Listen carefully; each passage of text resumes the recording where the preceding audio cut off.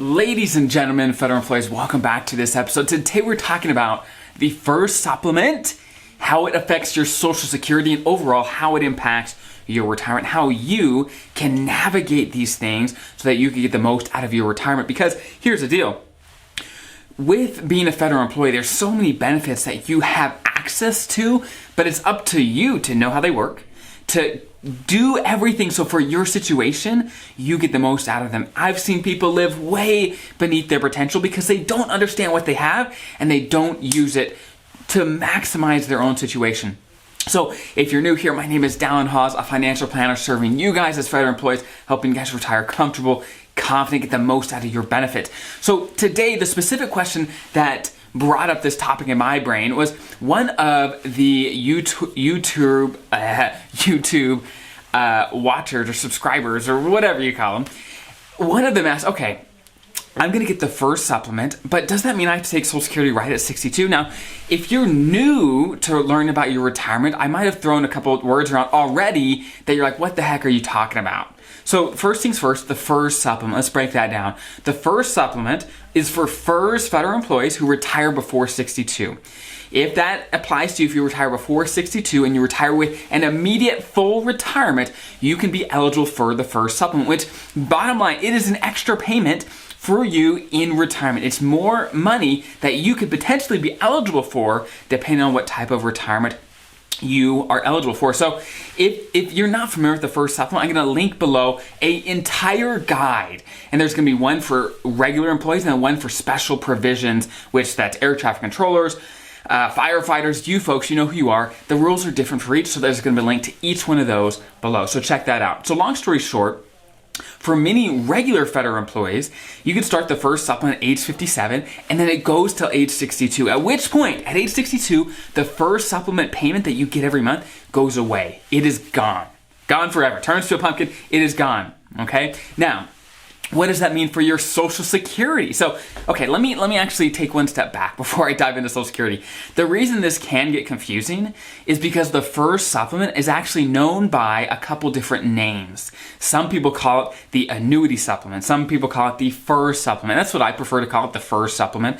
Some people call it the fake Social Security. Some people call it the Social Security supplement. There's lots of different names for it, and so that's why this can get very confusing. But all those names are the same thing. It's the FERS supplement, the payment you get from the time you retire, normally 57, right in there, till 62, assuming you retire before 62. So regardless of what type of employee you are, it stops at 62, at which point you have the option to start normal Social Security. But again, I said option. You are not forced to take Social Security. You have the option to take Social Security from age 62 to 70. You can actually delay beyond 70, but you don't get any benefit for it. The max you get is by waiting till 70. So you certainly want to take it at 70, no questions asked.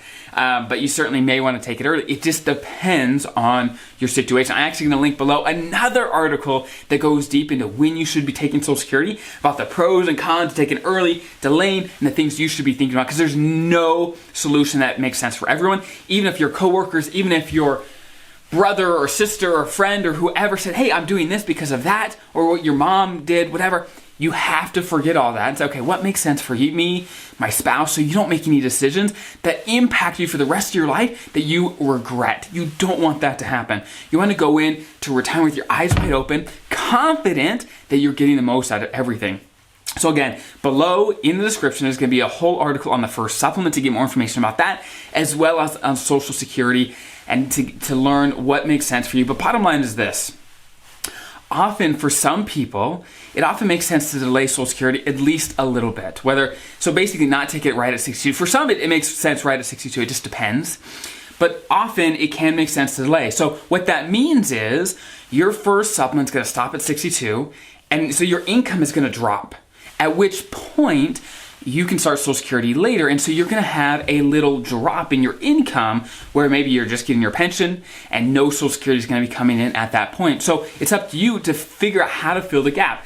And often that doesn't mean that you have to just live on less. Often that means you could come up with a strategy, say, hey, look, if I delay my Social Security, I know I'm going to get more Social Security benefits later, because basically that's the decision. The longer you wait, the more Social Security benefits you get later. So what does that mean? Well, what if you fill the gap now with some extra TSP money? You fill the gap in there so you get more Social Security later. So again, this is just a very generic situation. There's so many nuances here, so check out the full-length articles below. But I wanted to introduce this whole topic to you because many of you are going to be retiring late 50s, early 60s, and you're going to be dealing with this of when to take Social Security, how the FERS Supplement works. So definitely check those out for more information there. So if you have any questions yourself, I actually got this question from a YouTube subscriber, whatever they're called, and they put in the comments below. And what we do is there's actually a link on our website that you can often find in the description, but if you just basically in the comment section on the YouTube channel, if you write a question, often one of our team members will give you a link to submit that through our website, and that goes on a list of all the potential topics for future videos. So if you're interested in that, you want to have your topic that you have a question about that's going to affect your retirement be answered on a future video, definitely submit it there and we will put on a list. No guarantees, we get a lot of them, but we do the best we can. So I hope that is helpful. Again, if you have any comments, put in the comment or any questions, put in the comments below, and you have a great rest of your day.